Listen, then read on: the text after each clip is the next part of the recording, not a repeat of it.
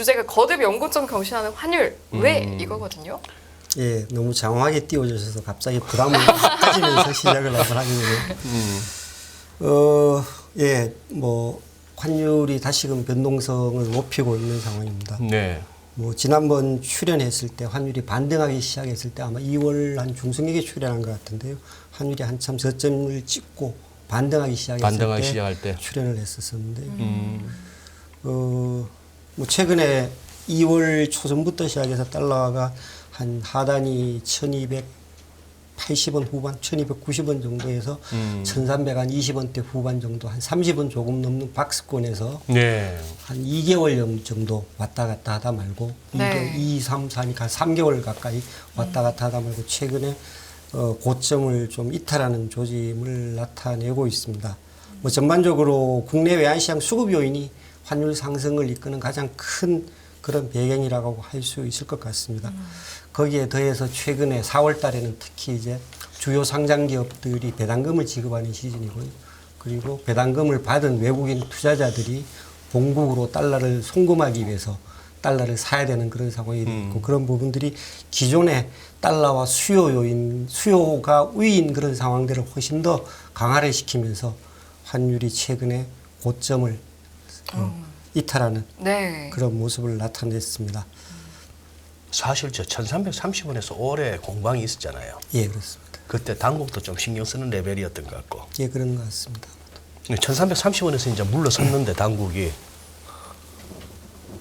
제가 보기에는 네. 그게 작전상 후퇴일지, 작전상 후퇴일지. 작전상 후퇴일지 아니면 시장의 수요 압력이 상승 압력이 그만큼 높다는 반증이 될지 뭐 그런 부분들을 짚어보면서 앞으로 환율에 대해서 고민을 좀 해보게 되는 그런 상황인 것 같습니다. 지금 이제 다들 이제 환율 쪽으로 올 것 같으면 이제 다들 의문이 왜 글로벌 달러 약세라고 듣고 있는데 또 실제 달러 시세로 뭐 달러 인덱스가 됐건 네. 뭐 유로 달러 환율이 됐건 확인하다 보면 달러 약한데 싶은데 우리 서울에서만 환율이 꾸역꾸역 올라가니까 예. 그럴만 해서 그런 겁니까? 아니면 지금 서울 외환시장이 무슨 뭐 이른바 투기적 매수세가 준동을 해서 그렇습니까? 어떻게 판단하세요? 답을 조금 애둘러서 답을 한번 해보겠습니다. 애둘러서? 예. 지금 그 직접적으로 가고 있어요. 지금 보여드리는 그림이 사실은 지난 한 2014년 정도부터 시작해서 이런 동조성이 굉장히 강화가 됐었는데요. 달러 대 원화 환율의 변동성이 글로벌 달러와 변동성과 굉장히 상관관계가 높습니다. 2014년부터 시작해서 특히 2016년 이후에는 두 개의 상관계수를 구하면은 적어도 80% 이상 동행성을 나타냅니다. 물론 이제 순간적으로 시점은 조금 차이가 있을 수 있습니다. 그런데 그림에서 보시듯이 지난 2월 중순 이후의 그림은 그 빨간색 선으로 표시된 글로벌 달러 동향, 달러와 인덱스의 동향과 파란색 선으로 표시된 달러 대 원화 환율의 동향이 상당히 좀 벌어지고 있습니다. 벌어지기 시작하네요. 예, 특히 이제 지난 3월 중순을 지나면서는 글로벌 달러와는 좀 약세 흐름을 나타내는 반면에 달러 대 원화는 반대로 저점과 고점을 높이는 그런 그 이반된 모습을 나타내고 있습니다. 결국 이제 가장 큰 이유는 수급적인 요인에서 이와 같은 이유를 찾을 것 같은데요. 전반적으로 과연 그러면 원화만 약세인지, 뭐 다른 통화는 어떤지 상황을 간단하게 살펴보기 위해서, 예. 달러와 대비한 각 통화별로 퍼포먼스를 한번 살펴보면요. 지난해 연말 대비해서, 즉 금년 들어서 각 통화별로 달러와 대비한 변동 내역을 오른쪽 테이블에 표시가 되어 있습니다. 네. 아래쪽으로 갈수록 해당 통화가 약세라는 이야기고요. 반대로 네. 달러는 그만큼 강세라는 이야기입니다. 네. 금년 들어서 가장 강세를 나타낸 자산은 뭐 금융자산은 금이었고요. 그리고 가장 약세를 나타낸 통화는 원화였습니다. 상대적으로. 오른쪽 차트 말씀하시는 예, 그렇습니다. 거예요? 예. 네. 어저께 클로징 기준으로 해서 지난해 연말 대비해서 한 5.5% 가까이 원화가 달러 대비해서 약세를 나타냈고요. 뭐 여기 표시된 우리가 비교적 관심을 가질 만한 그런 통화에 비해서는 가장 약세를 보였습니다. 비교 시점을 2021년 말로 바꾸더라도 원화가 상당폭 약세입니다. 엔화가 2021년 말 대비하면 엔화가 조금 더 약세예요. 그다음에 두 번째로 원화가 약세인 상황입니다. 결국 이제 이 어느 비교 구간을 거치더라도 원화가 상당히 약세 흐름을 최근에 나타내고 있습니다. 근데 결국은 질문은 사실 현재 환율이 이렇게 움직였다는 이야기도 중요하지만 네. 앞으로 환율이 어떻게 될 그러니까. 건가라는 부분도 예. 굉장히 중요할 것 같습니다. 예. 오늘은 제가 맨날 질문을 받기만 했었는데 소장님인데 질문을 한번 드리겠습니다. 왜 이러셔? 아니 확실히 환율 이야기 나오면 게스트분들이 오셔서 소장님의 의견은요? 약간 이렇게 물어보시더라고요. 네. 네. 뭐 금년 연말 환율을 이야기하면 보통 이제 연말에는 시장이 좀 엷은 시장이고 좀 연말에는 추세에서 좀 이탈하는 경향이 가끔씩 있으니까 연말은 빼고 그럼 향후 한 6개월 뒤 네. 한 10월 말 기준 정도로 해서 현재보다 환율이 높을 걸로 보십니까? 낮을 걸로 보십니까? 10월 말 기준으로 예. 10월 말이면은 높다고 봅니다. 지금보다. 아나운서 이하석 아나운서님. 아, 제가 어떻게 두 분의 그 그래도 높은 아니 그냥 일반이 네. 기본적으로 환율에 대해서는 대부분의 분들이 그러니까. 다 안다고 생각을 하시는 그러면 이럴 나름대로 때는 의견을 가지고 이럴 땐 계시고 소장님께 묻어가야죠. 네. 저도 이쪽으로. 이쪽으로 네. 한 일주일 사이에 시장을 보는 견해가 많이 바뀐 것 같습니다. 일주일 사이에? 예. 한 일주일 전 정도까지만 하더라도 제가 지인을 만나면은 제가 받는 질문의 방식이 환율 언제 떨어져? 언제 떨어져? 질문 자체가. 질문이? 환율이 올라갈 것 같아가 아니고 요 부장님께 묻는 질문이 예, 질문의 언제 기본적인 떨어져? 방향 자체가 환율이 어떻게 떨어져? 언제 떨어져? 아마도 그 질문의 배경에는 현재 환율이 상당히 높다는 좀 높다 그런 싶으니까 생각을 그렇게 묻겠죠. 기본적으로 가지고 있는 것 같습니다. 사실 물어본 의도 자체도 예. 기본적으로 이제 현재 환율 수준에 대해서 아. 심리적으로 어떤 생각을 가지고 계신지를 들어보기 위해서 제가 그 방향을 물어본 건데 네, 네. 환율이 많이 높습니다. 지금 예, 많이 높습니다. 맞아요. 뭐에 비해서 높으냐? 과거 평균치 대비해서 우리가 지난 10년, 20년 동안 봤던 환율 수준에 비해서 상당히 높다는 이야기입니다. 그 대한민국의 원화 환율이라면 이 정도 하는 그 누구나 생각하고 있는 그 레인지가 있는데 그걸 좀 벗어난 느낌? 예, 그렇습니다. 금융위기, 그러니까 2000 외환위기 이후에, 외환위기 이제는 사실은 뭐 호랑이 담배 먹던 시절이라고 빼고, 빼고 2000년대 이후에 금융위기 때의 한 6개월, 한 1년 조금 못 되는 기간을 제외하고는 대부분의 환율이 하단이 한 1,050원, 그랬죠. 상단이 한 1200, 1250 정도. 그 정도? 네. 박스권에서 계속 움직였었습니다. 뭐 평균을 잡으면은 한 1150라운드 또는 이하 정도가 될 것 그랬죠. 같습니다. 맞아요. 지금 보여드리는 그림은 많은 사람들이 지금 현재의 환율이 피부적으로 심리적으로 높다고 생각하는 가장 기본적인 이유가 되는 것 같습니다. 지난 3월 말 기준으로 제가 이제 뭐 그 자료를 준비하다가 과거 평균 환율을 한번 내봤습니다. 네. 3월 말 기준으로 해서 과거 1년 평균 환율이 한 1,308원 정도 됩니다. 3년 평균은 1,212원, 5년 평균은 1,187원, 10년 평균은 1,150, 20년 평균은 1,124원 정도 됩니다. 20년 평균이. 20년 평균. 네. 지금 보여드리는 그림에서 검은색 선 중심선이 지난 20년 평균치입니다. 아래 위쪽으로 빨간색 선은 뭐냐? 우리가 보통 학교 다닐 때 배운 표준 편차에서 네. 이 표준 편차를 표시를 하고 있습니다. 아래 위 아니 아래 위에 라인 시그마. 이 표준 편차의 예. 구간을 정하고 있습니다. 보통 이제 확률적으로 이 표준 편차 안에 해당 데이터가 머무를 가능성을 95.4%인가? 예. 95.4%로 보통 이제 확률적 예. 기대값을 갚죠. 네. 결국 이거를 이탈할 확률은 상단으로 이탈할 확률은 2.3%, 하단으로 이탈할 확률은 2.3%. 결국 과거 20년 동안 평균 데이터를 기본으로 해서 기대값으로 가졌을 때 현재 지금 환율의 수준은 이 표준 편차의 바운더리를 넘어선 상태입니다.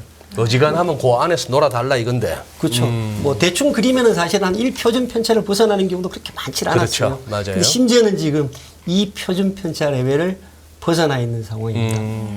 그러다 보니까 환율이 높다고 생각할 수밖에 없습니다. 누구나 그렇죠. 네. 그래서 느낌이. 과거에 비해서는 분명히 환율이 높습니다. 그런데 이제 비교의 방법을 좀 바꿔서 그럼 과연 현재의 환율이 과거의 평균치에 근접했을 때의 상황에 비해서 어떤 여건이 있는지를 여건의 차이를 비교를 했을 때는 좀 다른 이야기를 할 수 있을 것 같습니다. 그래요? 환율이 충분히 오를 만한 이유가 있네. 또는 바뀐 여건에 비해서는 그렇게 환율이 높지 않을 수도 있네.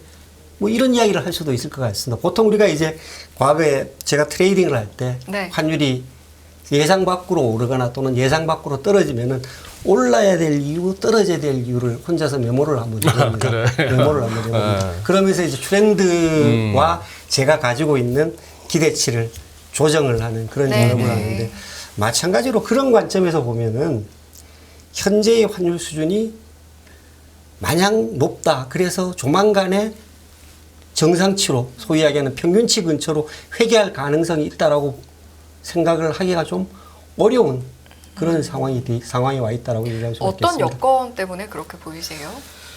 첫 번째는 앞에서 말씀드렸듯이 우리 달러 대 원화 환율의 그 방향성을 가장 크게 좌우하는 글로벌 달러화 동향입니다. 예. 보여드리는 그림은 글로벌 달러화 동향, 달러화 지수를 나타내고 있는데요. 달러화 지수가 고점 대비해서 상당폭 지금 하락을 했습니다. 근데 그럼에도 불구하고 과거 평균치에 비하면은 상당히 높은 수준입니다. 보여드리는 그림에서 오렌지색 선은 지난 20년 평균입니다. 달러화 지수에. 네. 오렌지색은 예, 아래쪽에 있는 달러화 지수 기준으로 88.57 정도. 달러 인덱스 기준으로 예, 저 정도가 50년 평균, 20년 평균. 그럼 고위에 94.2. 94점이 10년 평균치. 10년 평균. 현재 달러화 지수가 한 101에서 102 초반 사이에서 그 왔다 갔다 하고 정도죠. 있습니다. 그죠? 네. 평균치 대비해서 이미 달러화 지수 자체가 한 그래요. 10% 내외 정도는 비교치에 따라 좀 다릅니다만 높은 상황입니다. 뭐 최근에 달러가 고점에서 하락했고 추가 하락에 대한 기대가 있습니다만 향후에 달러와 동향과 관련해서는 뒤쪽에 다시 좀 말씀을 드릴 기회가 있을지 모르겠습니다. 예. 뭐 전반적으로 과거에 비해서 첫 번째 높습니다. 충분히 달러 대 원화 환율이 높은 수준이 유지될 첫 번째 이유 중에 하나입니다. 네. 두 번째는 국내 외환시장의 수급 상황입니다. 보여드리는 그림은 지난 20년 동안 국내 외환시장의 수급의 여건을 좌우하는 경상수지 동향 그리고 투자자금의 유출입 동향을 표시를 하고 있습니다. 파란색 선은 그 경상수지 동향을 나타내고 있고요. 네. 그 다음에 오렌지색 바는 직접 투자자금의 유출입, 내국인과 외국인을 합친 투자자금의 유출입을 넷 캐시플로우를 기준으로 해서 들어오는 거는 플러스, 나가는 거는 마이너스 아래쪽으로 표시를 했습니다. 외국인들이 한국에 직접 투자해서 들어오는 거는 플러스로 플러스. 잡히고 내국인이 우리 해외로 나가는 내국인들이 거는 마이너스로 잡히죠. 뭐 현대차가 미국에 공장 지으려고 달러 들고 나가는 거는 마이너스. 예, 그거 그렇습니다. 네팅 쳐서 예. 현재는 나가는 게 더 많다. 보시다시피 뭐 거의 구간의 직접 투자 자금은 계속 순유출 쪽이고요. 보시다시피 최근에 순유출 규모가 훨씬 더 커지고 있습니다. 그러네요. 직접 투자 자금. 예. 그다음에 주식 및 채권 투자 자금, 증권 투자 자금도 계속 아래쪽에 쏠려 있습니다. 거의 2007년 이후로는 직접 투자는 무조건 순유출이네요. 예, 그렇습니다. 전반적으로 이와 같은 흐름이 지속되고 있습니다. 이거를 합한 결국은 외환시장의 수급의 토대가 되는 이와 같은 캐시플로의 네. 넷 캐시플로는 그 라인으로 선으로 표시가 되어 있습니다. 보시면은 뭐 2019년 잠깐 마이너스를 보이긴 했습니다만 2021년까지는 그래도 줄곧 플러스 영역이었습니다. 네. 외환시장에 달러와 공급이 많을 여건이 되어 있는 거죠. 이게 플러스라고 해서 외환시장의 공급이 항상 많지만은 않습니다. 뭐 늦출 수도 있고 당길 수도 있고 또는 환해지를 한 플로우일 수도 있고 예. 그러다 보니까 좀 차이가 있을 수 있는데 어찌됐건 전체적인 기본 여건 자체는 플러스 외환시장에 달러와 공급이 많은 상태이고요. 그러다 보니까 대부분의 예측가들, 관측가들은 달러 대 원화 환율을 이야기를 할 때 이 그림을 가지고 원화가 앞으로 강해질 거다, 환율이 떨어질 거라는 전망을 쭉 해왔었습니다. 그랬죠. 네. 근데 최근에 보시면은 2022년도 보시면은 아래쪽으로 한참 쏠려 있고요. 아마도 2023년에도 아래쪽으로 갈 가능성이 많아 보이는 그림이 현재 2월 달까지 발표된 국제 수지의 동향입니다. 작년에 환율 뛴 거하고 저 끝에서 두 번째 막대기 예. 딱 보는 순간에 그냥 매치가 되네요. 예. 이 시장도 외환 시장도 결국 수급에 장사 없는 거지. 장기 수급, 단기적인 수급의 상황들은 먼저 환율이 움직일 수도 있고 나중에 움직여서 타임 갭이 있습니다. 그렇죠. 그런데 긴 시계에서 놓고 보면은 수급의 영향을 받을 수밖에 없죠. 그렇죠. 예, 예. 앞으로 경상수지 동향과 관련해서 상당히 좀 나빠 보이는 그림이 경상수지의 가장 중요한 부분을 차지하는 게 무역수지 동향입니다. 네. 예. 물론 이제 경상수지에서 집계되는 무역수지의 집계 기준과 통관 기준으로 여기 표시된 통관 기준의 무역수지의 집계 기준은 좀 다르긴 합니다만 결국은 둘이 비슷한 방향으로 움직인다는 예. 관점에서 좀 더 보기 쉽게 하기 위해서 우리가 익숙한 지표로 통관 기준의 무역수지를 가져왔는데요.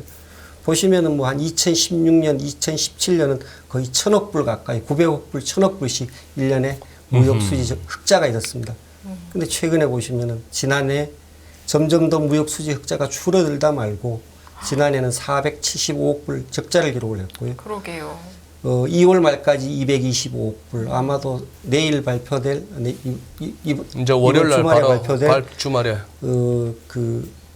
4월 달 지표도 마이너스일 가능성이 많습니다. 4월 20일까지 지표로 보면 41억 불 정도 마이너스였거든요. 네. 전반적으로 경상수지가 굉장히 좀 어두운 그림입니다. 즉 무슨 말씀? 잠깐만 유 부장님 저 제일 오른쪽 끝에 예. 관로 안에 225억 225억 불 적자라는 게 3월까지입니까? 2월까지. 3월까지입니다. 3월까지. 예. 단순 계산하면은 3월까지 3, 4, 12 곱하기 4, 428, 428. 뭐 그렇게 이야기하기 그렇게까지는 할 수는 없지만 시즌이라는 부분이 있으니까요. 시즌이라는 부분이 있으니까 그렇게까지는 할 수는 없고요. 지난해 보다가 현재 그림은 추세는 지난해보다 무역수지 적자 1분기 동안의 적자 폭은 작년보다 훨씬 크다. 예, 그렇습니다. 그리고 지난해보다 현재까지의 모양 자체는 무역수지 적자가 커질 가능성이 있다. 무슨 이야기를 하고 싶으냐? 과거에 환율이 1,050원, 1,100원 했을 때의 무역수지 상황과 현재의 무역수지 상황은 다른 그림이라는 겁니다. 앞서서 달러화 지수도 과거에 1,100원 했을 때의 달러화 지수와 현재의 달러화 지수가 다른 그림이듯이 현재 무역수지 동향도 다른 그림이라는 이야기입니다. 예. 앞에 이야기했던 경상수지 동향, 투자자금 유출입 동향이 다 다른 그림입니다. 네. 내국인의 지금 해외 투자를 한번 봐보시면요. 최근에는 투자자금 유출입 중에서 가장 눈에 띄는 부분이 부각되는 부분이 내국인의 해외 투자입니다. 연도별로 내국인의 해외 투자만 표시를 했는데요. 그러니까 이만큼 자금이 나간 겁니다. 플러스는 나간 거, 마이너스는 들어온 건데 네. 회수를 한 건데 투자가 계속 늘어났습니다. 2021년도 같은 경우에는 1,440억 불 넘게 나갔습니다. 엄청나네요. 직접 투자, 주식 투자, 채권 투자만 합쳐서 재작년에. 예, 그렇습니다. 지난해도 적지 않게 나갔어요. 맞아요. 금년 들어서는 상대적으로 좀 작은 수준입니다. 1월, 2월까지 지표가 국제 수지가 이제 타임 레그가 있다 보니까 좀 늦게 집계되는 경향이 2월까지는 한 121억 불 정도 자금이 나갔습니다. 상대적으로 좀 적게 나갔습니다. 전반적으로 최근에 이렇게 확대된 투자자금 유출 상황들이 내국인의 해외 투자 유출 상황들이 환율이 높게 과거에 비해서 높은 수준으로 오르게 한 또 다른 한 이유 전체 큰 틀에서 예. 반대로 이제 외국인의 국내 투자는 사실은 잊혀진 존재 가까이 된 것 같습니다. 지금 보여드리는 그림은 외국인의 국내 투자의 규모를 표시를 하고 있는데 우리 경제가 상당히 커졌음에도 불구하고 우리 자본시장이 훨씬 더 커졌음에도 불구하고 외국인의 국내 투자는 지지부진합니다. 왜 그럴까요? 상대적으로 국내 시장의 어떤 투자 시장의 매력도가 떨어졌다는 이야기가 될 수도 있을 것 같고요. 채권은 꾸준히 들어오는데 저 회색 막대기 예, 그렇습니다. 위쪽에 있는 특히나 재작년 2021년에는 채권 자금 많이 들어왔네요. 엄청 예, 들었었네요. 그렇습니다. 네. 그러나 2020년 코로나 닥쳤던 2020년 그리고 2021년 그리고 작년까지 이제 금년 들어서 이제 외국인들이 주식 투자 자금이 조금 들어오기는 하는데 상대적으로 미미하죠. 미미하고 지난 3년 동안에 계속 팔아졌겠고. 예, 그렇습니다. 네. 참 직접 투자도 지금 추이가 갑자기 주네요. 예. 결국은 이 그림에서 또다시 비슷한 이야기, 맥락의 이야기가 될 것 같은데 과거에는 우리 경제, 금융의 규모에 비해서는 네. 외국인의 투자 자금의 유입 규모가 꽤 의미가 있는 숫자였는데 현재는 과거와 별로 차이가 없는 숫자입니다. 상대적으로 의미가 그만큼 떨어져 있다는 이야기죠. 그러니까. 알겠습니다. 거기에 더해서 마지막으로 첫 번째 말씀드린 거는 글로벌 외환시장의 동향이 달러 대 원화 환율이 상대적으로 평균치보다 높게 유지될 이유가 있었다. 두 번째 수급 관점에서 똑같이 환율이 높게 유지될 수밖에 없는 요인이 충분했다. 과거에 비해서. 네. 마지막으로 물론 이런 것들이 이제 같이 종합적으로 그 포함되어 있는 내용이 되겠습니다만 정책 기준금리의 동향입니다. 미국의 금리와 예, 금리 차이. 우리나라의 금리, 정책 기준금리 기준으로 보시면은 현재 지금 연준의 정책 기준금리 상당 기준으로 하면은 1.5%가 차이가 납니다. 그래요. 아마도 다음 주가 되면 1.75%로 더 벌어지겠죠. 그렇겠네요. 25bp 정도 금리 인상은 시장에서는 기정사실하고 있습니다. 결국 이런 부분들은 내외 금리 차에서 역전, 미국 금리가 우리보다 높은 부분들은 물론 이제 뭐 추가적으로 경제적으로 의미하는 부분은 빼고서라도 당장 투자자의 입장에서는 한국 자산 시장에 대한 매력도를 떨어뜨리는 굉장히 중요한 이유 중에 하나가 될 수 있을 것 같습니다. 결국 원화 약세 흐름을 지속시킬 수 있는 이유가 되겠습니다.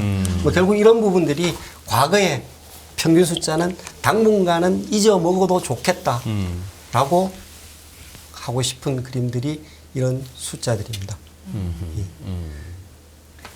알겠습니다.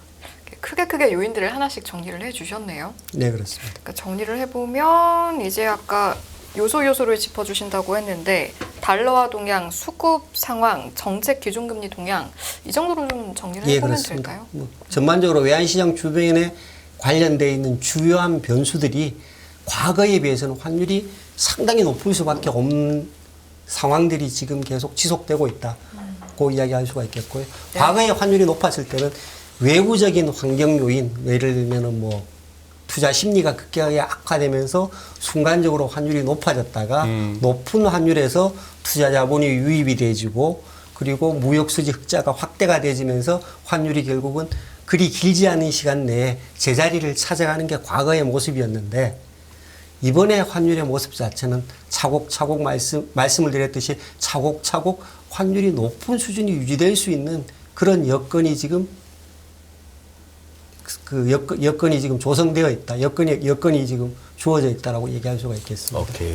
지금 이 제법 이 큰 공원에 이렇게 산책로가 한 너댓 개 있는 중에 그 산책로를 갖다가 그 입구에서 안내도를 보면서 아, 이 길이 있구나 했어요. 첫 번째 길을 이제 한번 걸어 들어가 봅시다. 당장 다음 주 수요일 날 그러면은 FMC 예. 우리 목요일 날 아침에 확인 또 굿모닝 인포메이션 또 바빠.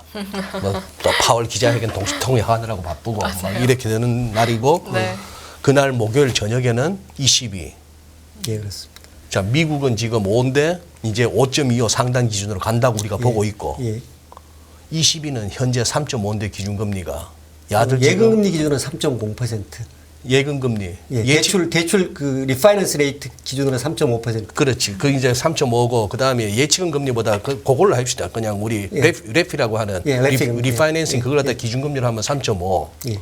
근데 얘가 지금 이제 다음 주 목요일 날 가서 4가 될지 3.75가 될지 뭐 둘 요런 중에 하나인 것 같은데 둘 중에 최근에는 하나는 4가 될 가능성에 대해서 경계를 많이 하고 있죠. 하고 있죠. 예, 자, 그래 되면은 5하고 3.5 그러면 시장에서 보고 있는 150bp 차이. 예.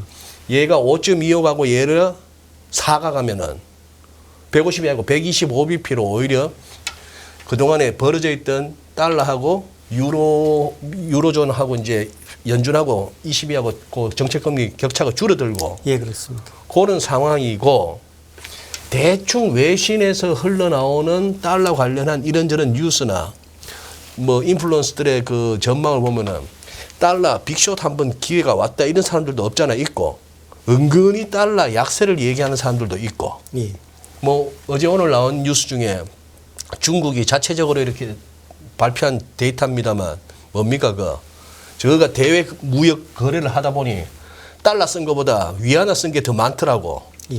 그 얘기도 나오고 중국 자체적으로 자기들끼리 한 게 뭐 이런 소리도 나오면서 탈달러화 얘기도 나오고. 그런데 지금 어쨌거나 아까 이 조감도 안내도에서 우리 유 부장께서는 달러가 그렇게 쉽게 안 약해질 것 같다는 뉘앙스를 풍기셨어요. 예, 그거 한번 그렇습니다. 따져봅시다 그러면은. 이 결국 뭐 앞으로 환율 전망의 그러니까요. 이야기의 예, 시작이 예, 될 것 예. 같은데요. 네네. 글로벌 달러화가 많이 높은 수준이다 보니까 적지 않은 사람들이 달러화 약세를 이야기를 합니다. 네. 첫 번째는 이와 같은 달러화 약세에 대한 이야기의 첫 번째는 아마도 원화하고 비슷한 상황이 될 것 같은데요. 그림이 순서가 좀 어디 바뀌었네. 차트가 하나 빠졌네. 원화하고 비슷한 상황이 될 것 같은데 달러도 아까 좀 전에 말씀드린 때 고점에 비해서 상당히 높은 그랬죠. 수준에 있어. 그러다 예, 보니까 예. 이제 평균 회귀를 생각을 하면서 대부분의 리서치 리포트를 보면은 달러화가 약세로 갈 거라는 전망의 한 줄에는 꼭 현재 달러화가 과거에 비해서 높다, 고평가되어 있다가 그 얘기가 첫 줄에 꼭 들어갑니다. 들어간다. 평균 회귀의 이야기를 하고 있죠. 평균 회기. 최근에 달러가 뭐 고점되어서 상당폭 떨어졌죠. 미국의 어떤 미국 연준의 정책 금리 인상의 동력, 긴축의 동력 자체가 많이 약해졌다고 시장에서 판단을 하고 우리 저 고점 화면에 지금 저 파워포인트 저 장면을 띄워주시는 게 좋겠습니다. 시청자분들 보시면서 이해하기 쉽게. 네. 네. 고점 대비해서 상당폭 네. 하락해 있습니다. 그리고 현재 상태에서도 여전히 높다는 생각을 가지고 있기 때문에 추가 하락에 대한 시장의 예상이 강합니다. 네. 기본적으로 이런 배경은 말씀드렸듯이 어떤 정책적인 연준의 정책적인 유 측면에 부장님도 좀 대한 띄워주시고요. 정책적인 측면에 대한 기대가 굉장히 좀 큰 편이고요. 다만 이제 지난 2월 달 이후에 보면은 최근 네. 정도 수준에서 좀 하단이 좀 옆으로 기는 그런 그림을 일단 나타내고 있습니다. 여기 지금 100일에서 지금 계속 예, 그렇습니다. 공방이잖아요. 예. 인덱스 100일에서는 네. 아래쪽으로 갔다가 네, 다시 네, 반등하고 네, 갔다가 네. 반등하고 하는 모습을 나타내고 있고요. 오늘도 어제 그저께 100일 근처까지 갔다가 오늘 그 일본 중앙은행의 통화정책 회의를 하도록 해서 다시 100일 근처로 반등한 그런 상황인데 어찌됐건 하락에 대한 기대는 있는데 지난 두 달여 동안에는 한 100일 정도가 플로우로 쳐지고 있는 아래쪽이 하단이 지지되고 있는 그런 상황입니다. 예. 네. 달러와 약세의 동력을 가장 이야기하는 이야기 중에서 말씀드린 통화정책의 어떤 동향인데요. 미국의 금리가 고점을 찍었습니다. 찍은 모습입니다. 여기서 이야기하는 금리는 시장 금리를 말씀을 드립니다. 좀 전에 네. 말씀드렸던 금리는 연준의 정책 기준 금리입니다. 그렇죠. 네. 뭐 아시겠지만 각 중앙은행의 정책 기준 금리는 모든 금리를 다 조정을 할 수가 없다 보니까 그러니까. 타겟 레이트가 따로 다 있습니다. 연준은 하루짜리 은행들끼리 빌려주는 소위 페드 펀드. 네. 연준의 우리로 치면은 아마 지준이 되겠죠. 은행들이 가지고 있는 지준의 책임을 조정하는 페드 펀드 레이트에 대한 금리를 연준의 통화정책 조정의 목표 금리로 대상 금리로 삼고 있습니다. 이 금리를 올린다 내린다는 이야기고 지금 보여드리는 그림은 시장에서 거래되는 채권 금리를 보통 우리가 이제 그 시장 금리라고 시장 금리라고 채권 얘기하는데. 수익률 가장 이제 외환 시장에서 그 환율의 변동성과 가장 이렇게 나름 유의미를 갖는 기간이 보통 이제 한 2년 또는 네. 5년 채권 예. 수익률인데요. 2년짜리 미국 채수익률을 보시면 빨간색 선입니다. 고점이 5.07인가를 찍은 다음에 현재 지금 4%에서 네. 왔다 갔다 하고 네. 있습니다. 네. 고점 대비해서 많이 떨어졌죠. 왜? 연준이 금리를 더 이상 못 올릴 것 같아. 하는 시장의 배팅. 한 차례 올리는 게 맥시멈일 거야. 금년도 하반기에는 금리를 내릴 것 같아. 왜? 미국의 경제 상황이 가파르게 좀 둔화되는 모습이야. 또는 뭐 최근에 미국의 은행 문제들이 은행 불거지면서 문제. 네. 이런 등등의 문제들이 금리를 올릴 필요도 줄어들 뿐만 아니라 금리를 더 올렸을 경우에는 경제가 좀 위험해지는 상황에 빠질 수도 있을 것 같아. 이런 등등의 우려들로 인해서 미국 시장 금리가 떨어집니다. 이와 같은 미국 시장 금리의 그 변동, 빨간색 선입니다. 와 짙은 청색 선, 글로벌 달러화 동향, 달러화 지수가 비교적 비슷하게 움직입니다. 비슷하죠. 네. 예. 맞아요. 최근에는 금리가 어느 정도 하단 지적을 보이고 있음에도 불구하고 상대적으로 달러는 아래쪽으로 좀 더 기는 모습을 나타내고 있습니다. 그러네요. 전반적으로 이제 그 달러와 약세를 이야기하는 가장 중요한 이야기 중에 하나가 이와 같은 향후의 금리 동향, 이 안에 녹아 있는 미국의 어떤 경제 상황들을 네. 이야기를 합니다. 시장에 달러와 약세 기대가 굉장히 만연해 있습니다. 보여드리는 그림은 빨간색 선은 이 통화선물 시장에서 미국의 CME 통화선물 시장에서 투기적 거래자들이 가지고 있는 포지션 잔액입니다. 현재 지금 그림에서 보시듯이 달러와 매도 쪽으로 빨간색 선 아래쪽으로 많이 쏠려 있습니다. 네네. 전체적으로 외환시장에서 통화선물 시장이 차지하는 비중은 작습니다만 명확하게 보여주는 인플리케이션이 있기 때문에 흔히들 이 데이터를 보고 투기적 거래자들의 해당 통화에 대한 기대 심리를 파악을 하고 있습니다. 아래쪽으로 많이 쏠려 있죠.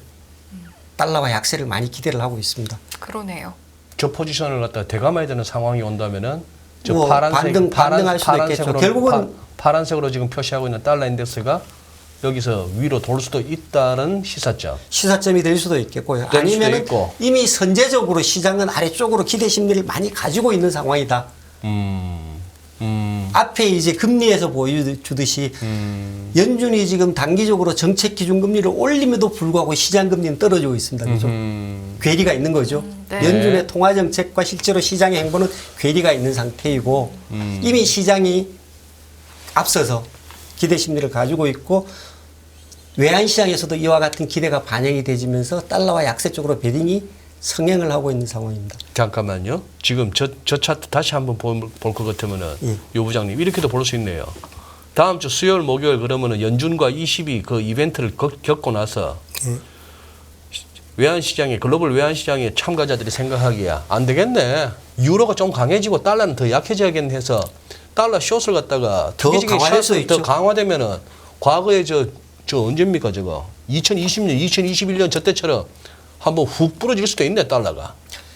예, 그럴 수도 있죠. 이 당시에는 사실은 달러가 약세가 될 만한 가장 큰 이유가 연준이 적극적으로 유동성을 풀었습니다. 그랬죠. 예, 뭐 소위 피마 그래가지고 그 각국 중앙은행이 가지고 있는 채권을 가지고 오면은 내가 달러 빌려줄게. 달러 다 줄게. 예, 어, 달러 갖고 온다. 빌려줄게. 그러면서 그 당시에 이제 달러 글로벌 금융시장에서 달러와 유동성이 고갈이 되지면서 금융시장이 혼란을 겪으니까 무제한적으로 금융시장에 달러를 공급하는 공급했던. 게 그 당시에 네, 연준의 네, 상황이었고 네. 이런 부분들이 달러와 약세를 강하게 불러일으켰습니다. 뭐 현재의 모습은 전혀 연준이 글로벌 금융시장의 달러와 유동성을 적극적으로 풀 상황은 전혀 아니죠. 계속 돈줄을 조여드리는 상황인데 조여드리는 속도를 조절할 그런 네. 상황이지 앞의 상황과는 기본적으로 좀 다르다. 지금 예. 하신 말씀에서는 예. 그런 그 부언을 붙이고 싶습니다. 예, 알겠습니다. 달러와 약세에 대한 이야기 기대 중에 하나도 마찬가지로 앞서서 말씀을 드렸듯이 평균치 비해서 높은 수준들이 계속 달러와 약세의 가장 중요한 화두로 작용을 하고 있습니다. 예.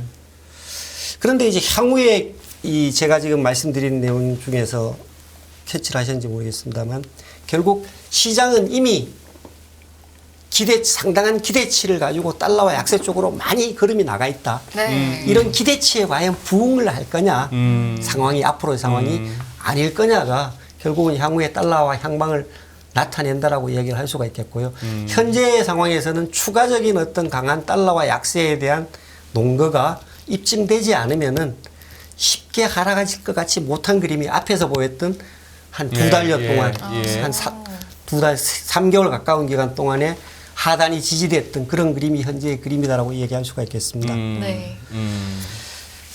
결국 뭐 상대적인 어떤 그 유로존과의 금리 차이도 중요하겠습니다만 앞으로 가장 중요한 핵심은 시장의 기대치만큼 기대치 대비한 연준의 행동이 될 것 같습니다. 네. 좀 전에 말씀하셨듯이 그 다음 주에 있을 연준의 통화정책회의 FOMC에서 연준이 정책기준금리를 25bp 0.25% 올릴 것으로 시장에서는 기정사실하고 있습니다. CME 패드와치에 나타나 있는 선물 시장에 내재되어 있는 프라이싱을 데이터로 확률적으로 보여준 그림이 이 그림인데요. 25bp를 올릴 확률을 현재 지금 시장에서는 거의 한 90% 가까이 프라이싱을 하고 있습니다. 네. 한 달 전에는 27.4%밖에 안 받네. 예. 한 달 전에 이때는 사실은 그 미국의 은행 문제가 불거지면서 굉장히 좀 시리어스했었죠. 네네. 근데 그와 같은 문제에서 지금 시장은 벗어나서 현재는 25bp 올릴 거라는 이야기를 기정사실하고 있습니다. 네. 그런데 이제 가장 앞으로 쳐다봐야 될 내용은 시장에서는 연내에 연준이 정책기준금리 인하를 기대를 하고 있습니다. 네. 어느 정도 인하를 기대를 하느냐. 현재보다가 한 50bp는 낮출 걸로 보고 있습니다. 5% 상당 기준으로 보면 연말이가 한 4.5 정도까지는 4.5 정도를 생각을 하고 가 있어야 있습니다. 될 거 아니냐라고 기대한다. 보여드린 그림은 지난 3월달 FOMC에서 연준 인사들이 예상했는 금년 연말 기준으로 매년 쪽입니다. 금년 연말 기준으로 한 정책 기준금리 수준을 나타내고 있습니다. 이 소위 우리가 이제 닷플랫이라고 그러죠. 중간가. 예, 닷플랫이라고 합니다. 까만색 선들이 이제 점 하나가 각 연준 인사들이 예상했는 네. 예상 금리 수준입니다. 5%를 밑돌 걸로 예상하는 멤버가 하나가 있었고요. 그리고 상당수 다수의 위원들은 5.0, 5.25% 밴드를 예상을 했습니다. 그랬죠. 그리고 적지 않은 인사들이 그것보다 높은 금리를 예상을 했습니다. 네. 3월 달에조차도. 아시다시피 3월 달에 불거진 게 소위 그 SVB 실리콘밸리 은행의 폐쇄 등의 난리를 치는 그 직후에도 연준 인사들은 이런 예상을 했습니다. 예. 그리고 파란색 선으로 표시된 부분은 소위 이제 중간가, 가장 표를 많이 받은 네. 그런 수치입니다. 즉 5.0, 5.25%를 가장 많이 표를 받았죠. 그렇죠. 그런데 시장은 빨간색입니다.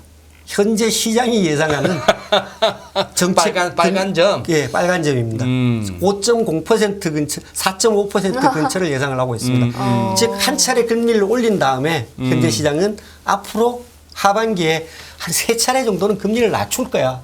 라는 프라이싱을 하고 있습니다. 그런데 이제 계속 외신을 그 전달을 하고 있으시니까 연준 인사들의 발언 내용을 보면요. 사람에 따라 멤버에 따라 좀 다르긴 합니다만 한 차례 정도 또는 그거보다 금리를 더 올린 다음에 다소간 현재보다 금리를 더 올린 다음에 상당 기간 동안 높은 수준의 금리를 유지하겠다가 가장 일관된 발언인 것 같습니다. 아니 돌아가신 김정구 선생 하면은 눈물 젖은 두만강이고 연준 하면은 higher for longer인데 예.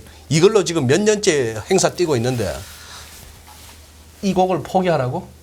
몇 년째는 아니죠 사실. 지난해 올리면서부터 그 전까지만 하더라도 아, sorry. 그 전까지만 하더라도 몇 달째. 일시적인 물가 상승이라고 맞아요, 이야기를 맞아요. 하면서 금리의 동계를 계속 주장을 했었죠. 근데 이제 그 테마가 완전히 바뀌어서 지난 한 6개월 정도 기간 동안에는 higher for longer. 예. 그러다가 even higher for even longer.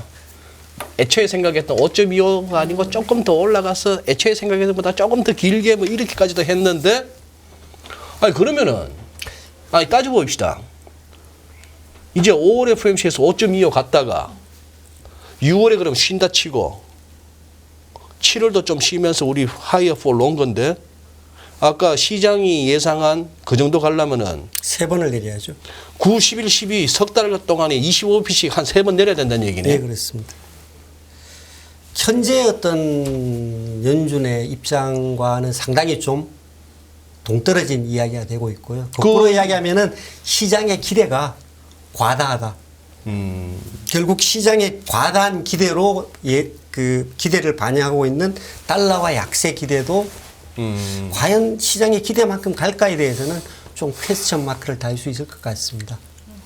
향후의 달러와 전망에 있어서 약세를 전망하고 있긴 하지만 시장의 어떤 기대치만큼 가파르게 약세로 가기는 어려울 것 같아라는 예상의 시작입니다. 그럼 여기서 핵심적인 질문.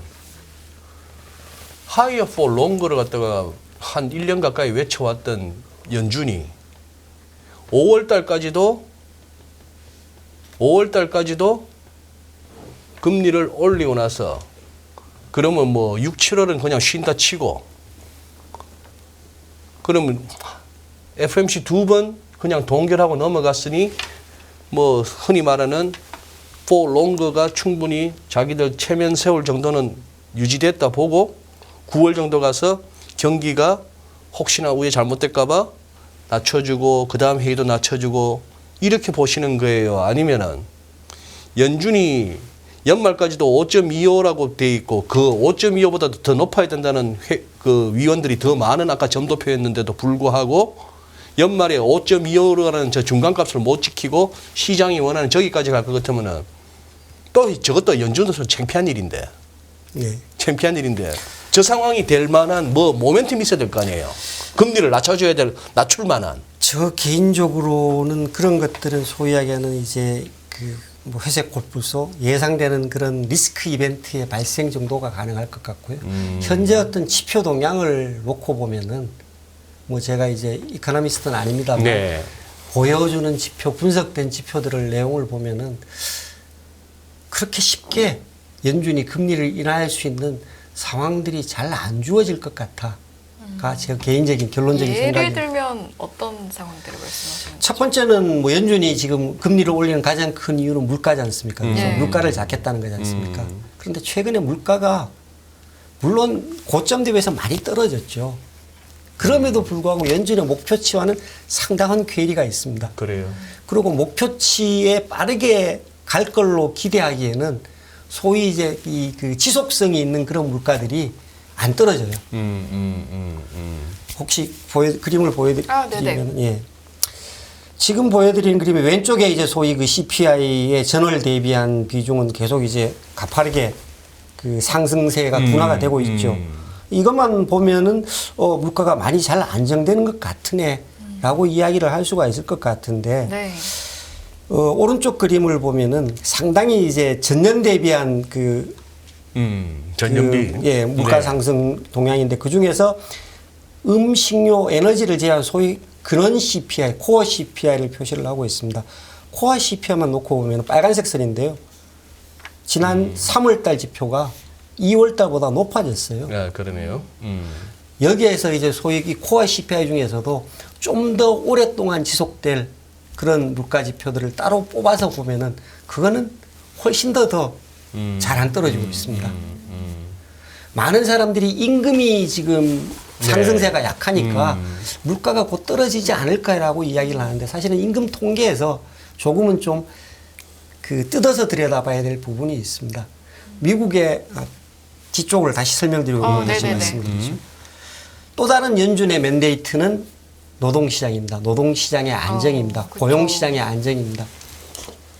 완전 고용의 달성이라는 부분도 있지만 오랫동안 고용이 안정화되는 부분도 연준의 맨데이트 중에 하나입니다.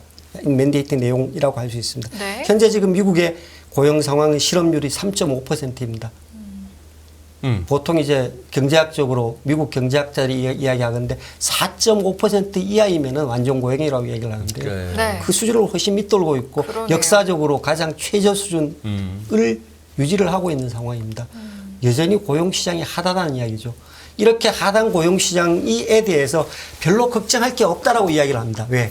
임금 상승률이 둔화되고 있어.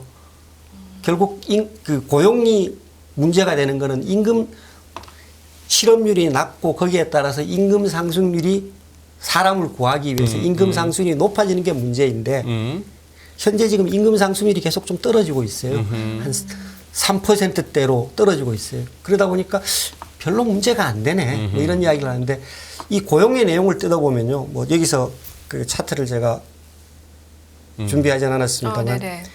상대적으로 저임금의 일자리는 굉장히 타이트해요. 계속 늘어나요.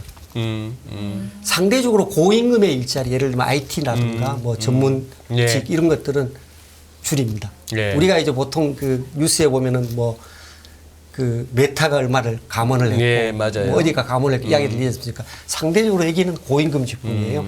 여기는 줄어요. 그런데 전체 인력에 비해서 몇 %가 안 돼요, 여기는. 그 그렇겠죠. 숫자가 얼마 안 되죠. 얼마 안 돼요. 그러니까 고임금이 줄어들어요. 근데 저임금 일자리는 계속 늘어나고 수요가 있어요? 늘어납니다. 그러다 보니까 전체 임금 통계에서는 고임금 일자리가 줄어드니까 상대적으로 임금 임금 상승률이 둔화되는 것 같이 나타나는 부분이 있습니다. 그래서 이 부분은 조금은 수정해서 쳐다볼 필요가 있겠다라고 얘기를 하고 있고요.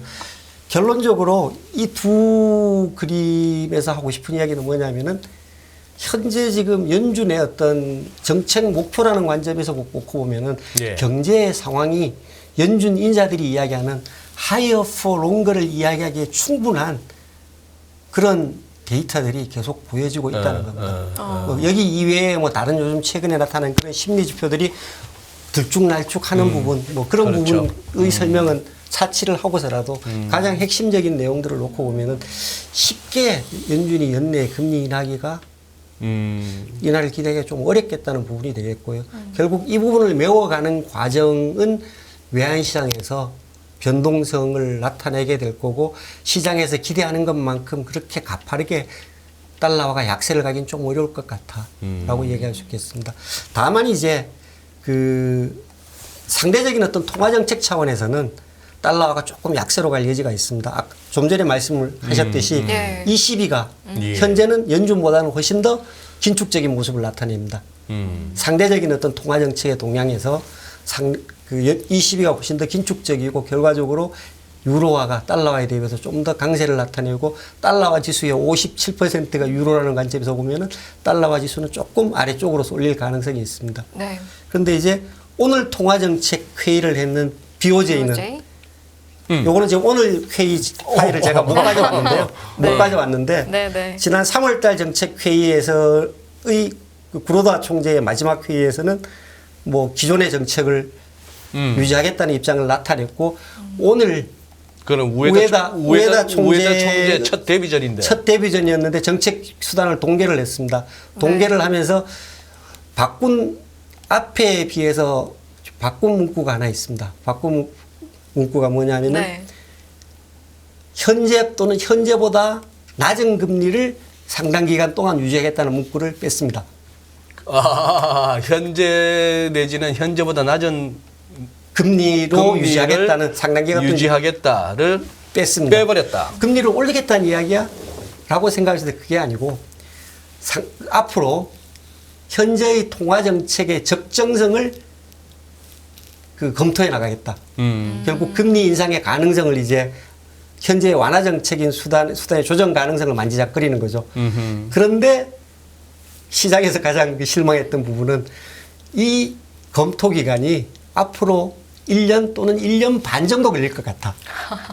그래서 달러엔이 그냥 투빅이 뛰었구나. 예, 그렇습니다. 거의 뭐 134엔 밑에 결국 있던 무슨 놈이 이야기냐면 136엔까지 와버렸네. 시장에서는 금년 하반기 정도 되면은 위에다가 결국 현재 문제가 많은 소위 그 수익률 곡선 제어 정책, 제로 금리 정책, 네. 마이너스 금리를 포기를 하고 통화 정책 정상화에 나설 수밖에 없을 거야가 달러 대 엔화 환율을 보는 기본적인 시장의 시각이었습니다. 근데 앞으로 짧아도 1년, 한 1년 반 정도 동안은 나 금리 못 바꿀 거야. 시장이 기한에. 뒤집어지는 승희 거죠. 씨 이거 보세요. 네. 하루 움직이는 아이쿠야. 폭이 이거밖에 안 되던 게 이게 어머, 오늘 확 뛰었네요. 이게 지금 저가가 133.33인데 네네. 고가가 136.18까지 갔으니 거의 뭐 3비 가까이.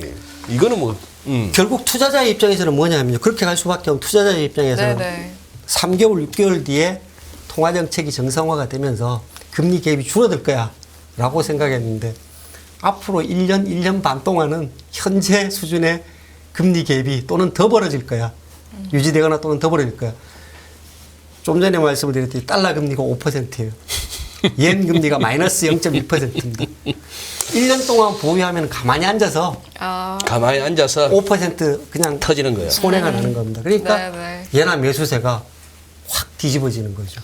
예, 통화정책 에나 그렇지. 엔롱 세력들이 그냥 예나를 다 강세를 기대하고 던져버리는. 예나를 샀던 사람이 야 내가 이제 1년 기다려봤자 5% 6% 터지고 시작을 하는데 그래 어제까지만 해도 100엔당 1,004원 미켜 샀던 놈이 지금 엔원 환율이 984원이니까 20원 터진 게 하루 만에. 그래 이런 이벤트가 나올 때마다 딜러들은 화장실도 못 가는 거지. 예. 예. 결국 이제 그 달러화 전망의 관점에서 보면 예. 전반적인 기대 심리 자체는 금년도 하반기에 접어들면서 연준의 미국의 어떤 경기가 좀 둔화가 될 거고 네. 또는 일부는 금년도 연말께 되면 미국이 경기 침체에 들어갈 거고 지난번에 그 FOMC도 연준 인사들이 금년도 4, 4분기 정도에 완만한 경기 침체에 들어갈 걸로 예상을 했지 않습니까? 뭐 그런 전망을 반영하면은 달러화가 좀 약세를 보일 것 같아는 동의를 할 수가 있겠는데 다만 약세를 보이는 속도와 관련해서는 첫 번째는 현재 지금 시장에서 기대하고 있는 연준의 완화책에 대한 기대가 너무 과도하다. 두 번째는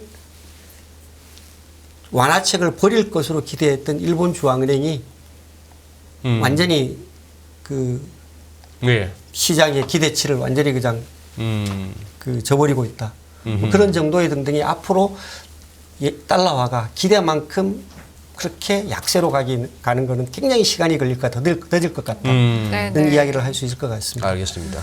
그러고 나서 아우 유 부장님 지금 설명은 너무 잘 듣고 있고 쏙쏙 머리에 들어오는데 일부를 정리해야 될 시간이 돼서 지금 우리 자료실에 올라와 있는 우리 유현정 부장님이 오늘 우리 시청자분들하고 공유하고 있는 이 자료실에 자료를 보시면은 뭐 경상수지나 내국인 외국인들의 해외 투자 관련한 그 수급 부분은 일목요연하게 표가 정리되어 있습니다. 그건 앞부분에 말씀하셨던 것처럼 우리 국내로 들어오는 달러보다 이래저래 나가는 달러가 더 많다 이해하시면 되겠고, 예, 그렇습니다. 자. 결국 뒤쪽에 이제 잠깐 제가 마무리를 하면 네, 뒤쪽에 보여드리는 그림은 수급의 관점에서 또는 앞에 보여드렸던 그런 국내적인 그러니까. 관점에서 보면은 현재의 상황들이 적어도 당분간은 지속될 것 같다라는 말씀. 판단을 하게 만드는 그런 내용입니다. 네. 뭐 결론적으로 해외적인 요인, 국내적인 요인 어떤 거를 놓고 보더라도 현재 환율 수준이 단기간에 원화 강세 쪽으로 달러 대 원화 환율 하락 쪽으로 되돌려지기를 기대하기에는 좀 어렵다. 어려워 보인다. 그러면 슬라이드 28번하고 30번만 한번 좀 설명해 주세요. 한은하고 국민연금 뭐 예. 수합한다는 이 얘기. 뭐 환율이 높은 수준을 유지하겠지만 상대적으로 이제 그 여기서부터 상승의 속도는 상당히 둔화되거나 제한적일 것으로 보는데 첫 번째는 그 외환당국의 외환수급 조절책입니다. 네. 지난해 10월 달에 9월 달 10월 달에 외환당국이 외환수급 조절책을 펴내면서 환율의 고점을 한번 그은 바가 있는데요. 그랬죠. 그중에 중요한 것 중에 하나가 국민연금의 한국은행과 국민연금의 수합 거래였었습니다. 예. 그게 왜 중요하냐면은 국민연금이 해외 투자를 위해 가지고 받은 연기금을 가지고 해외 투자 집행을 하기 위해서 달러를 외환시장에서 삽니다. 이 수요 규모가 만만치 않죠. 만만치 않습니다. 네. 지난해 통계는 제가 아무리 찾아도 못 찾았는데요. 2021년도 같은 경우에 연간 한 270한 6억 불 정도 산 것으로 추산을 하고 있습니다. 국민연금이 데이터에서, 해외에 나가서 주식이든 채권이든 뭘 살라고 나갔던 게 276억 276억 달러. 불 정도 됩니다. 이게 이제 하나는 신규로 조성되는 연기금을 집행하는 과정이고 또 하나는 해외 투자 비중을 계속 확대를 하고 있습니다. 이 두 가지가 네, 합쳐진 네, 금액이 네. 이 정도이고 이게 이제 늘어나면은 늘어났지 줄어들기는 좀 어려운 상황이 되어 있습니다. 첫 거기다가 번째는. 또 예전하고 다른 게 또 어지간하면 화내지 않는다면서요. 예. 그랬었는데 이제 수요가 워낙 강하다 보니까 정부에서 외환시장에서 사지 마. 국민연금은 나 지금 자금 집행해야 되는데 달러가 필요한데요. 어떡하라는 이야기야. 그러니까요. 그러니까 한국은행인데 너가 빌려서 가. 한은한테 빌려가. 예, 이 빌리는 방법이 소위 이야기하는 외환 수합 거래입니다. 아래쪽에서 수합 거래를 간단하게 설명을 하고 있는데요. 네. 현물환으로 국민연금이 필요한 달러를 한국은행으로부터 삽니다. 그리고 6개월 내지 12개월 선물환으로 대파입니다. 물론 이제 사는 환율과 파는 환율은 소위 선물환율을 적용을 해서 좀 차이가 있습니다. 현재 같은 경우 1년짜리 같은 경우에는 25원에서 30원 사이 정도 선물환율이 낮습니다. 그렇죠. 금리 차이가 반영되면서 그렇습니다. 어찌됐건 환율이 현재 수준 또는 올라가면 국민연금은 외환시장에서 달러를 사질 않고 네. 그러니까 한국은행에 수합을 해서 현물한 시장에서 달러 사지 말고 예. 한은한테 달러 6개월이든 1년짜리 바이앤셀 수합을 해라. 예, 그렇게 사가지고 시장에서 수요를 시장에다가 환율 그냥 예. 상승 압력 안 받게 해라. 결국 현재보다가 높은 수준으로 환율이 올라가면은 국민연금은 안 사겠다. 반대로 지난해 1280원 정도에서 수합 계약을 종료를 시켰어요. 그 정도 내려가면은 한국은행에서 사는 게 아니고 시장에서 알아서 사라. 그럼 올라가면은 안 사고 내려가면은 안 산 거를 또 사야 될 거 아닙니까? 그죠?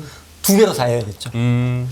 한국은행에서 빌리는 거지 한국은행에 이 달러를 그냥 주는 게 아니고 현물환으로 달러를 사지만 선물환으로 달러를 되팔아놨기 때문에 나중에 만기가 되면은 시장에서 사서 갚아야죠. 요행이 수합 기간 동안에 환율이 떨어져 주면은 국민연금 외환시장에서 사야 될 게 더 많죠. 결국은 당분간은 국민연금의 이와 같은 수합 계약은 환율의 변동성을 상당히 제한하는 요인으로 작용할 것 같아요. 상당히 튼튼한 안정막이죠. 범퍼네. 예. 근데 차로 치면은 앞뒤에 있다만 두꺼운 기서 갖고 어지간히 박아도 안 그렇죠. 다치는 차가 안 깨지는. 이거의 유효 기간은 언제냐? 한 6개월 내지 1년 정도입니다. 왜요? 만기가 되면은 만기가 되면은 한국은행에 선물하는 달러를 팔아놨지 않습니까? 시장에서 사서 갚아야죠. 하늘에서 떨어지지는 않지 않습니까? 거기에다가 새로 신규로 집행해야 될 자금이 있죠. 그럼 나중에 되면 2배가 되는 거죠.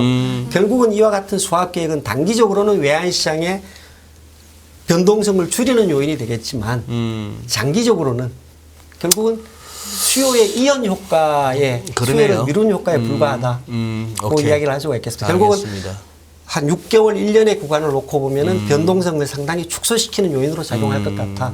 그래서 뭐 차트를 그리면은 뭐 위쪽으로 한 1360 또는 오버슈팅을 한다 그러면 1400원 근처 정도를 이야기를 하겠는데 그런 수급의 여건 자체가 추가적으로 그걸 넘어설 것 같지는 않고 오케이. 그 다음에 알겠습니다.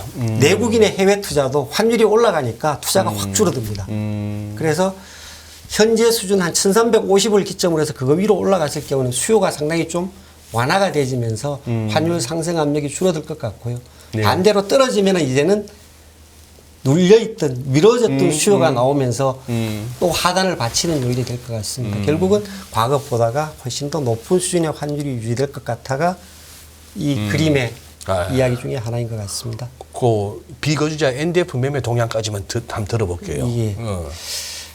뭐 최근에 지난번에 제가 출연했을 때 이제 그 외환시장 자유화 조치, 외국인 거래자들, 해외 거래자들의 현물화 시장 참여 등에 대해서 좀 우려를 나타냈는데 최근에 외국인 거래자들은 네. 여객 거래자들은 외환시장에서 상대적으로 임팩이 완전히 줄어들었습니다. 아, 그래요? 하루 당일은 임팩이 있을지 모르지만 추세와는 계속 엇갈리고 있습니다.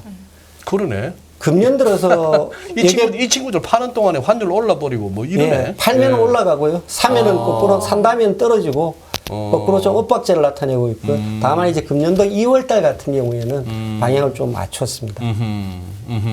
그러네요. 전반적으로 야, 이제 이것도 큰 변화인데. 예, 그렇습니다. 그냥 여객가 샀다 하면 뭐 서울에 뭐 로컬들 다 그냥 뭐 같이 따라 사고 여객 판다 하면 같이 팔고 했는데 2021년까지는 상당히 잘 통했어요. 하기야. 요새 2021년도 하반기 한 3, 4분기 정도부터는 어긋나기 시작을 했습니다. 주식시장도 그러네 요새. 계속 좀- 외국인 파냐? 우리 다 받아줄게 분위기니까. 계속 좀 우리 닥짓을 개인들이. 우리 이 소위 이야기하는 대로 계속 좀 여객가 닥짓을 예, 했다. 닥짓을 계속 좀 엉뚱한 짓을 하고 있습니다. 알겠습니다.